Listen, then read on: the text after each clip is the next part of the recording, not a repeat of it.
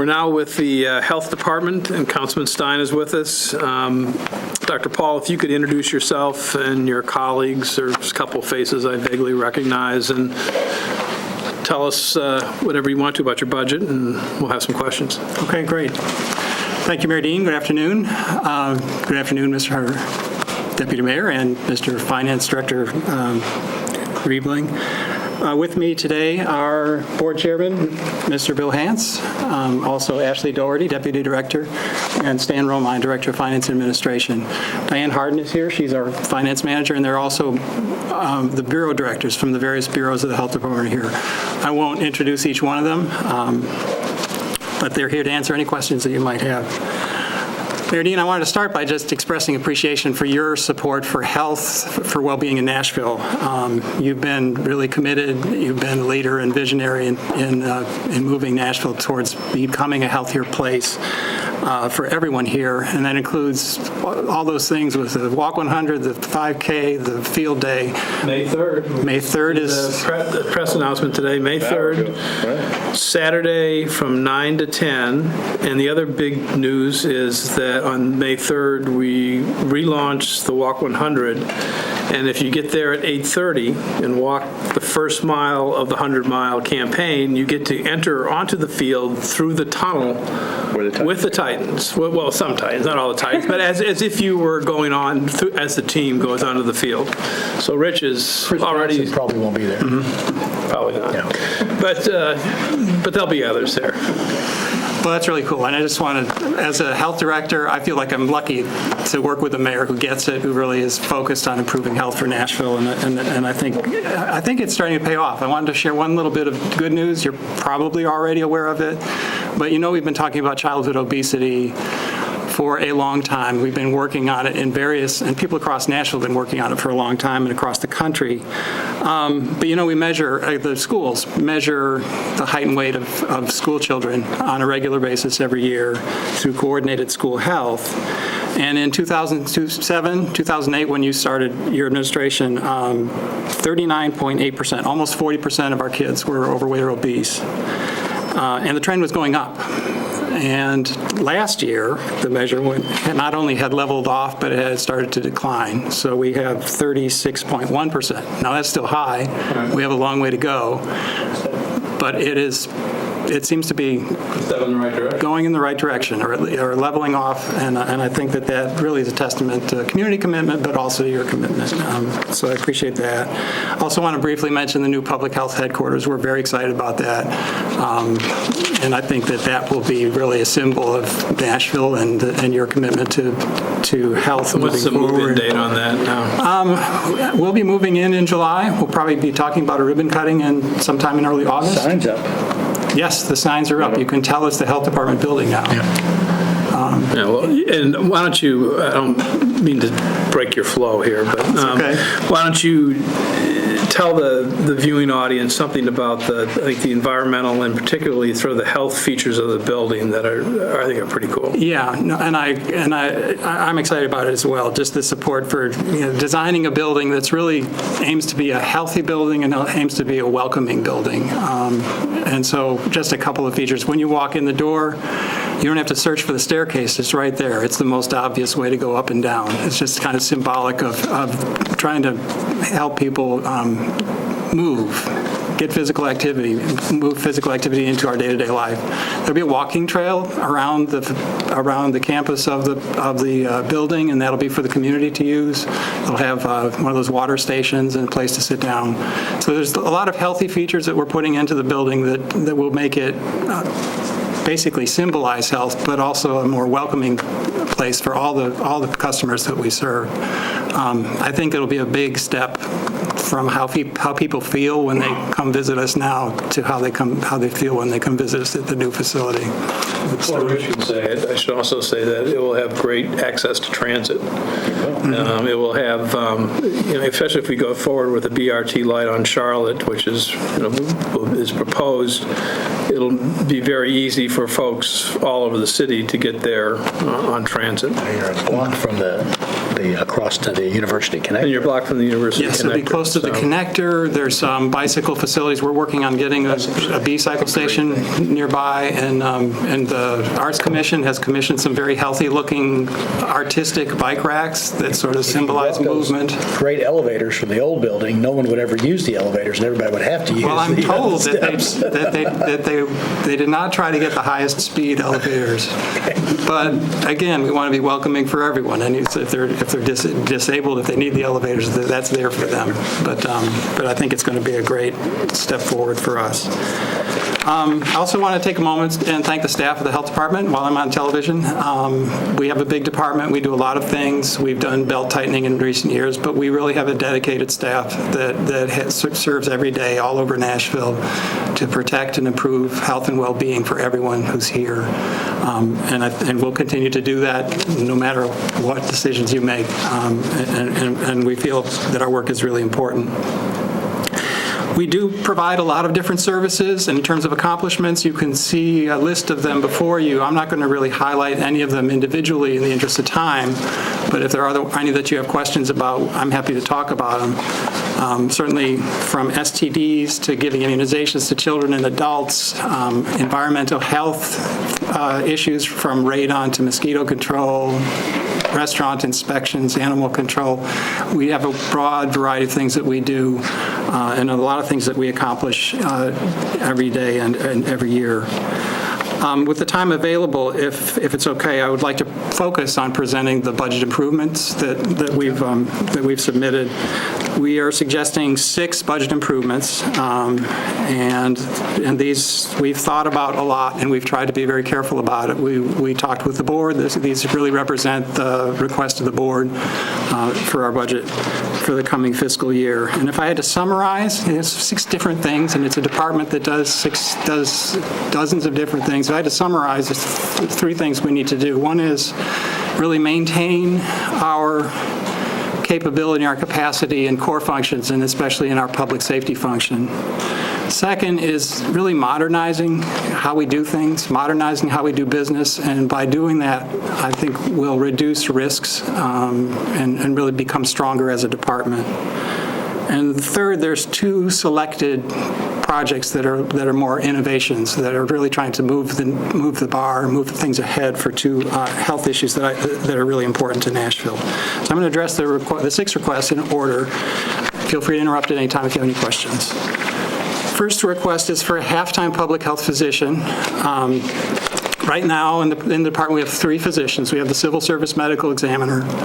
We have infectious disease specialist who sees TB patients and addresses a number of other infectious disease issues, and myself. And so we're a little thin. We're especially thin on pediatric services or pediatric expertise. Just yesterday, Dr. Parrish was out. She's the infectious disease doc, and I had to basically drop everything and start working on prescriptions for medication for a family. They had a baby who had pertussis. In that case, you need to write prescriptions for the family to prevent spread of the disease. We figured that out. That's not something I do every day.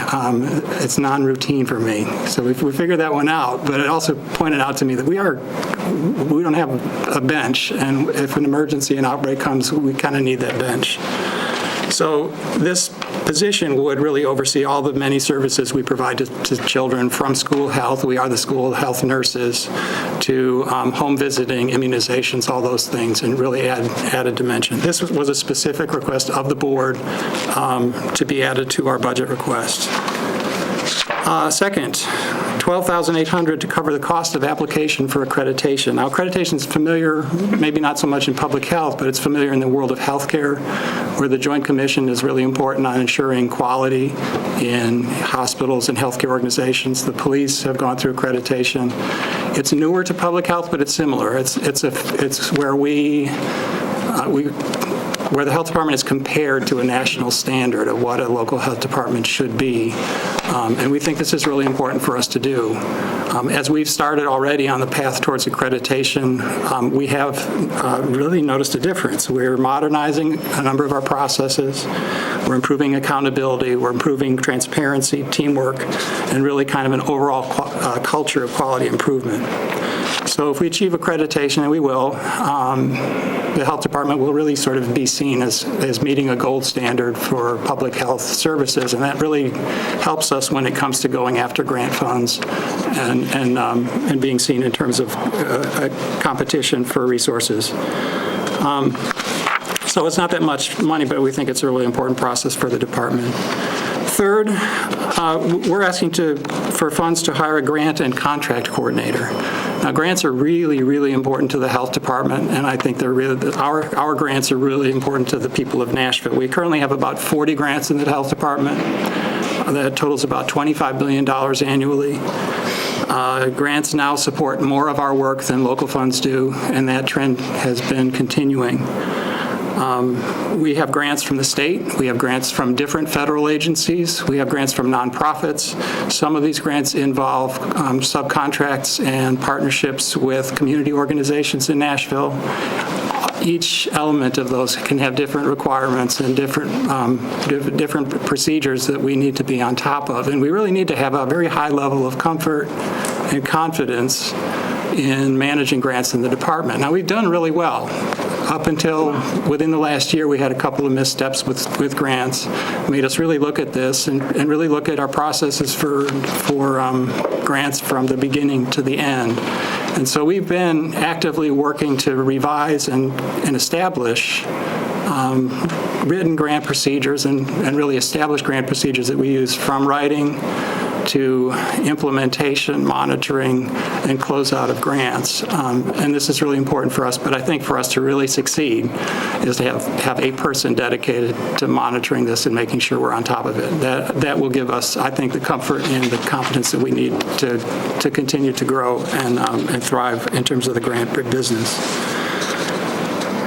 Number 4, a communicable disease nurse. Now, you may not hear about it every day, but every day we're investigating episodes of infectious disease, whether it's Lyme disease, meningitis, hepatitis, Shigella. There's a long list that are required to be reported to us, and we investigate those, and then we investigate outbreaks.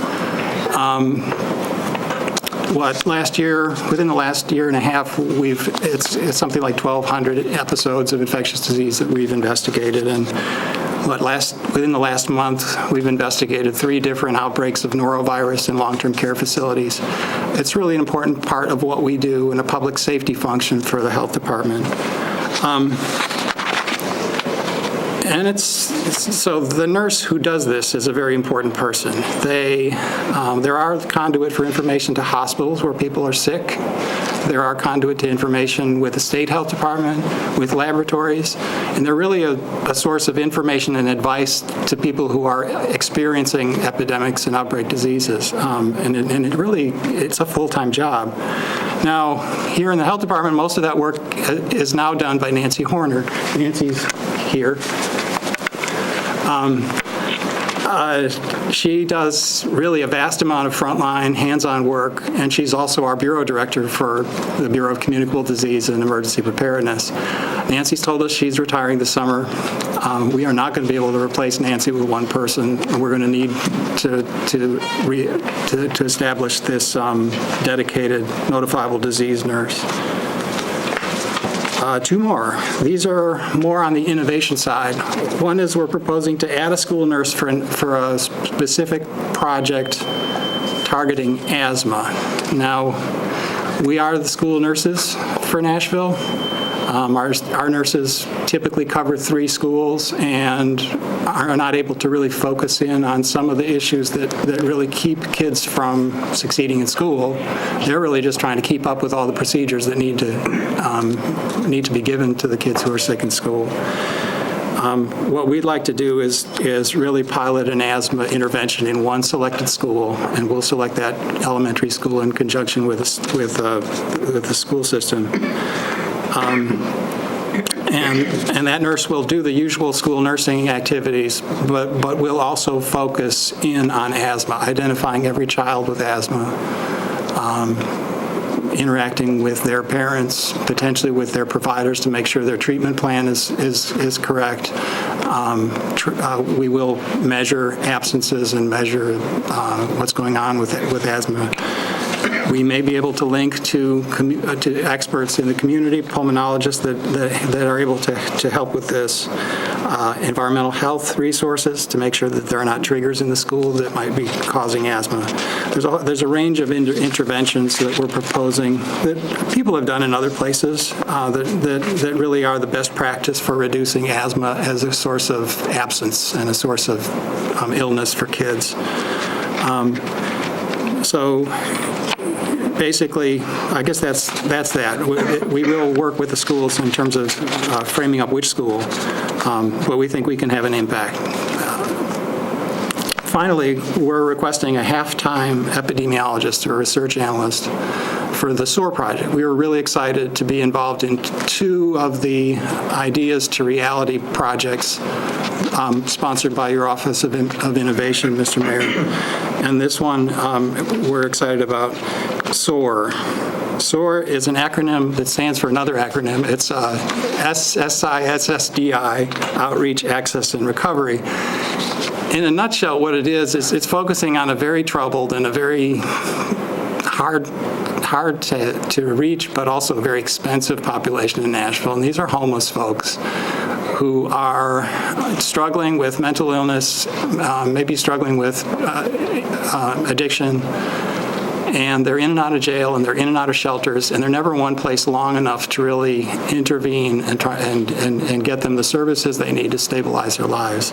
SOAR is designed to basically find a place to get them connected, then get them housed, and then be able to provide those services that can get their addiction or their mental illness under control.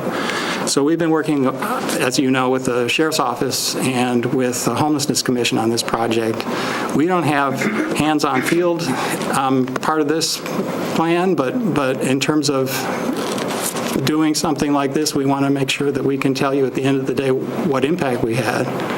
But we also want to make sure that if we're trying to do this, that we're targeting our efforts as effectively as possible. And that means that we're looking at data from the jail, we're looking at data from where the costs are incurred to really target what customers we're going to be looking to do outreach as far as the SOAR project goes. So those are the 6 requests. On this last one, the SOAR project, is the Homelessness Commission or the sheriff asking for funds, same thing? Yes. Sure. I'm not aware of the whole sort of funding structure. The social service is going to move a person over there from their budget, so they're not going to, no new person, but they're going to dedicate someone to this, and the sheriff is requesting a little bit of funds for this as well. So there's 2 or 3 agencies participating in this, and all are contributing in some form or fashion if this all gets approved. And so what you're requesting, the person would be making sure we're serving the right people and sort of monitoring the effectiveness of the program? Yes. So it's both making sure that we're targeting the right population and also evaluating the impact. Because obviously it's going to cost resources to try and do this. The idea is that it's going to save money on incarceration, recidivism. You're going to get them eligible for federal benefits, things of that nature that they're not missing on. They're missing around. But this person wouldn't be the one getting them eligible for the benefits. No, this is a person whose job is really to measure the impact, but more importantly, to really sort of look at who are we targeting, how are we enrolling, and what's working. So And this is sort of a it's like 0.5 full FTE? Yes, half time per person that's really working on the data side of things. And then will that person have other responsibilities, or is it actually somebody just working part-time? Just working part-time. We would basically distribute labor from people that we have. So we would have a full-time analyst, and half of their time would be dedicated to that. And that's what the budget number represents, because the full-time analyst would be twice that? By doing what we need to do for SOAR, there are other duties that are going to need to be shifted, and so, yes, I think the answer is yes to your question.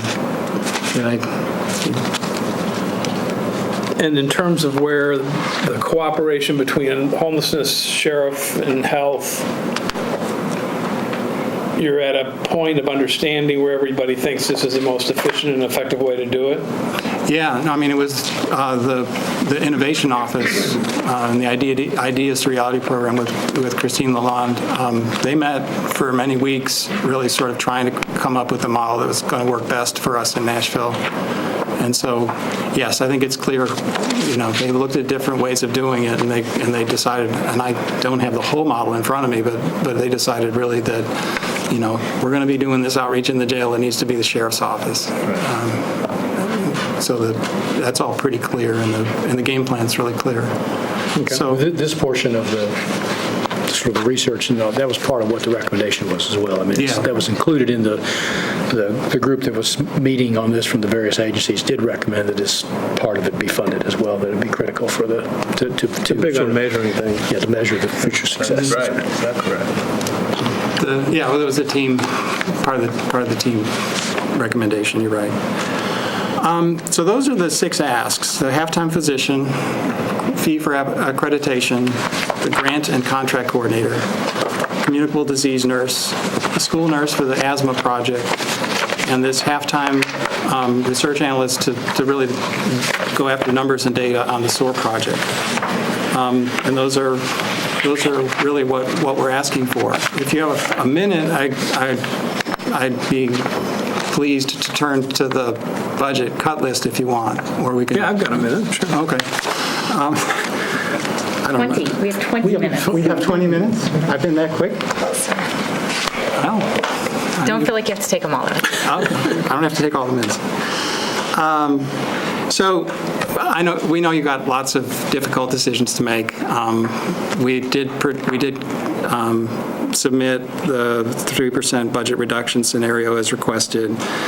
We've taken a lot of cuts. We think we can manage with many of the things at the top of the list.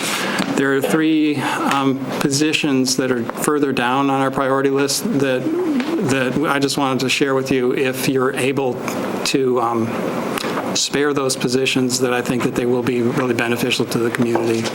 So, No one quite put it as spare before to me. What's that? The word spare, I don't know, but Okay. Well, I can try and rephrase it a little bit. That's all right.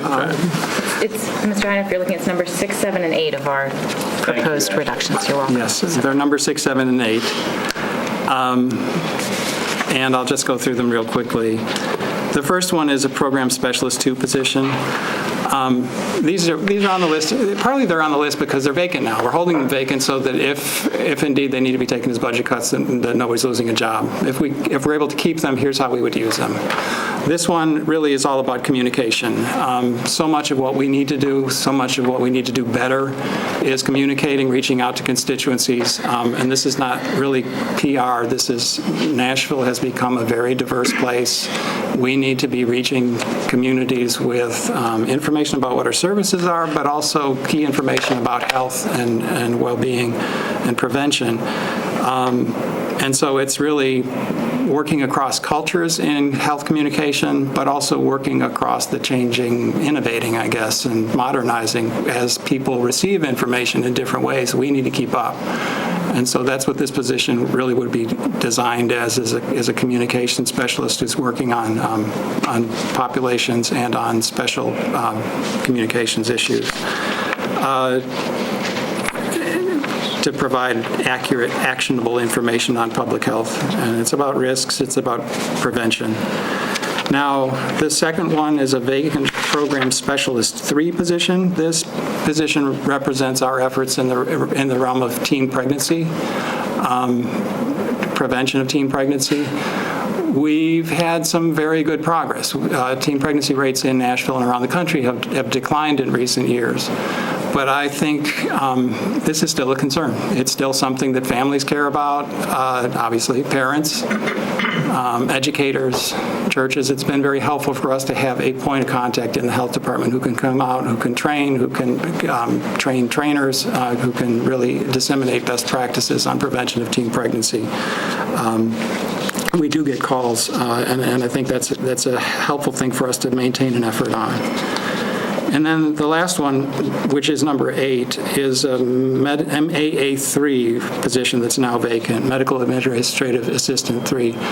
if we're able to retain this position, this really represents leadership and a specific focus on maternal child health, or as we call it, family, youth, and infant health. We've done some reorganization to combine those activities with others in a bureau, but I think it's important for us to have a point person who is kind of the go-to expert on everything from infant mortality reduction, home visiting, youth engagement. There's a variety of things that we really serve children on and that we're looked to as leaders. And it's important that we are able to maintain that leadership position with all of our community partners. So those are three that again, as I say, you've got difficult decisions to make. If we're able to retain those, we'll be able to do those things with them. If not, of course, we always do the best we can with the resources that we have. Do you know what the impact, just looking at the other proposed reductions, what the impact would be on the 10% cut of the support for the downtown clinic for the homeless? I'm sure that's a cut that they would prefer not to take. We talk to them every year. We talk to Mary. United Neighborhood. Yeah. So that's our contract with United Neighborhood. When we wrote the contract, we wrote it such that, if the department takes a cut, that they would sustain similar cuts to what we take. They have different funding sources. I can't speak to all their funding sources, but they're aware that this is kind of how things have been structured in recent years. Obviously, anybody, especially in the changing healthcare environment with the challenging population that the downtown clinic deals with, it's helpful to have every resource they can. That's a 3% cut. It's not a 10% cut. It's a 3%. 10,000 is 3%? Okay. The language in their contract is the same percentage. You go down 3%, they go down 3%. Correct. Right. And then the reduction for the part-time dentist, we go from 60% employee to 40%? 40%. Yeah, that's one. I think shifting around some grant funds will probably be able to do it. It's nice to have the flexibility of local funds with dental care because there is a need there. There is a need because that's one of the areas that's not covered as well by. Obviously, the more people we have, the more hours we have, and the more kids we can see. The more sealants we can apply, and the more cavities we can fill. Right, and the more time our dental clinic can be open. Our dental clinic serves really kids that are detected through our school outreach, and that's been a really effective program. But there are a number of kids who really don't qualify for TennCare, and we are the last resort provider for them. So it is beneficial to keep access to our clinic. And then finally, what can you bring us up to date on animal control and? Sure. I can take that one. Ashley wants to take it, but I'm kind of proud too. So go ahead, Ashley. You want to just sit here silently for half an hour. Okay. This is testing my bounds. So we are trying to change and fix things on every front. We know that any one effort is not going to fix it. We have to expand spay and neuter in Davidson County. We have to expand our rescue network. We have to expand public adoptions. We have to identify the particular pockets that account for disproportionate numbers of intakes. Feral cats, pit bulls, puppies, abandoned kittens, whatever it is, hit it on every front. We have to improve our policies, hold our staff to high standards, and every day. We're doing each of those things, and we're determined that this is not a 5-year plan. This is not a wait until 2020 and it'll get better. That by the end of 2014, we have notched it down the court on each one. You'll be hearing about this in about a week or so when we start our Mac Good News newsletter every month, which will be spreading that word of all the things we're doing. Just for year to date. Just the good news. No, there's going to be a section called Cry for Help, but we're not calling it the Cry for Help newsletter. We're calling it the Good News newsletter. as you can understand. Year to date, our intake of animals, dogs and cats, is roughly 6,300 versus the same period for the prior fiscal year. We've taken in about 120 more animals, but we've euthanized about 600 fewer. So that's good. That's tangible movement forward, and that is on television. That is hugely, hugely due to the nonprofit rescue partners that are working with us, like the Humane Society, Crossroads, SPCA, A Place to Bark. All of those nonprofits are helping. The down and dirty of those numbers means we're still only finding a home, whether it's through direct public adoption or through a rescue partner, for about 25% of the animals that we have taken in this past year. That's fewer than obviously anyone in Nashville should find acceptable. So we've got to change it and move it and improve it. There are some animals for whom we must always exist as an option. Those who you may have a dog suffering and you cannot afford private euthanasia, there will always be animals who need to be humanely euthanized in Nashville, but it's just way too many. So we're working on every front, and I will look forward to keeping abreast of our changes. And the neutering and spay program is pretty key to all of this. I mean, Absolutely. Greg? No questions. Rich? Thank you all. Very good, Thank you, very Mayor good Dean. presentation, and thanks for your great work. And look forward to the new building. Yes. Like the